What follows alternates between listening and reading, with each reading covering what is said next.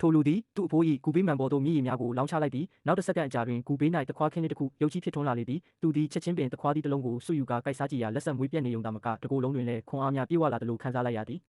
စင်စစ်မှမူအဖိုးဖြစ်သူမကွယ်လွန်မီကမြေကြီးထဲတွင်မိသားစုအမွေနှင့်ယတနာတစ်ခုမြုပ်နှံထားကြောင်းသူ့ကိုမှာကြားခဲ့ခြင်းဖြစ်သည်ထို့ကြောင့်ထိုလူသည်9နှစ်တိတိနေ့တိုင်းမပြတ်မြေလာတူးခဲ့သည်တနေ့တွင်သူ၏ဆွဲသီးလေးမှာချွေးများဆိုရွှဲသွားပြီးနောက်ဆွဲသီးရှိတစိမ့်ခန့်နှိပ်ထားသောအစီရင်မှာပွင့်သွားခဲ့သည်ထိုအခါသူသည်ထူးဆန်းသောအာကာသနယ်မြေတစ်ခုထဲသို့မတော်တဆရောက်ရှိသွားလေသည်ထိုနေရာတွင်ကြည်လင်တောက်ပနေသောစမ်းရည်တွင်တစ်ခုရှိရာသူသည်မနေနိုင်ပဲတငုံတောက်ကြည့်လိုက်သည်ခဏချင်းမှာပင်တဲ့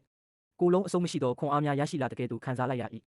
ထိုစမ်းရည်တွင်မော်စွမ်းများရှိမှန်းသိသွားသောအခါသူသည်ထိုရည်ကိုအသုံးပြု၍တခွားသီးများစိုက်ပျိုးတော့သည်တခွားသီးများရင့်မဲ့လာသောအခါတချင်းအပြည့်ဆွယူ၍ဈေးသို့တွားရောက်လေသည်လမ်းသွားလမ်းလာများသည်တခွားသီး၏အယောင်သွေးကြောင့်စိတ်ဝင်စားလာကြည့်ကြသည်လူတစ်ယောက်ကဈေးနှုန်းမေးရာသူကတစ်လုံးကိုဒေါ်လာ100ဟုဖြေလိုက်သည်လူတိုင်းကသူ့ကိုငွေမက်ပြီးယူနေပြီဟုထင်မှတ်ကြသည်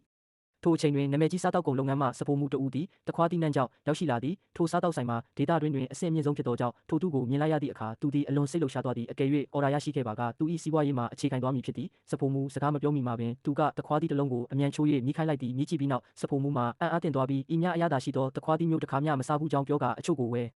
ယူသွားခဲ့သည်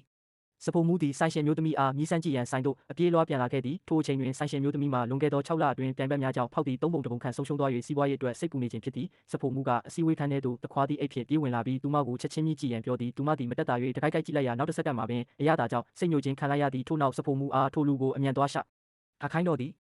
ထိုအချိန်တွင်သူသည်ဈေး၌တခွားသီးရောက်နေစေဖြစ်တော်လဲသူ၏ရီးစားဟောင်းနှင့်တထေးသား2ဦးရောက်လာကြသည်တခွားသီးတစ်လုံးဒေါ်လာ100ဆိုသည်ကိုမြင်သောအခါတထေးသားကသူ့ကိုစိတ်မနှံ့သူဟုလောင်ပြောင်လေသည်ရီးစားဟောင်းဖြစ်သူကလည်းအကယ်၍တယောက်ကသာထိုတခွားသီးကိုဝယ်ခဲ့လျင်သူမကသူ့ကိုဖေဟုချက်ချင်းခေါ်ပါမည်ဟုဆိုသည်သို့သောတထေးသားကတခွားသီးအလုံးကိုဒေါ်လာ10နှင့်ပေးရန်မပေးလျင်ဆိုင်ကန်းကိုဖျက်ဆီးပစ်မည်ဟုချင်းချောက်သည်ထိုအခါသူကမင်းတို့လိုကောင်တွေငါတခွားသီးကို